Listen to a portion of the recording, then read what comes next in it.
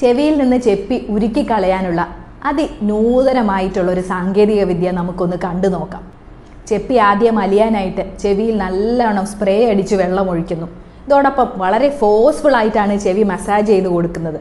ഇങ്ങനെ മസാജ് ചെയ്യുമ്പോഴുള്ള സുഖം അനുഭവിക്കുന്ന ആൾക്ക് മാത്രമേ അറിയുള്ളൂ.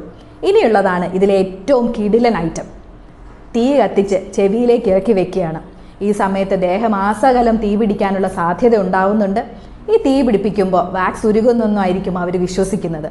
ഇതിലൂടെ പുറത്തു വരുന്ന വാക്സിനെ വളരെ ഷാർപ്പായിട്ടുള്ള ഇൻസ്ട്രുമെൻ്റ് ഉപയോഗിച്ച് ലൈറ്റൊന്നും അടിക്കാതെ എടുക്കുകയാണ്.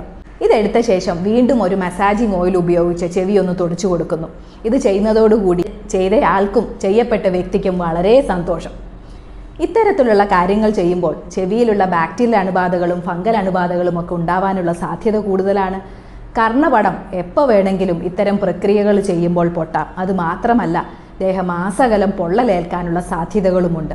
അപ്പോൾ ഇത്തരം കാര്യങ്ങളാണ് സോഷ്യൽ മീഡിയയിലൂടെ പ്രചരിക്കുന്നത് ഇക്കാലത്ത്.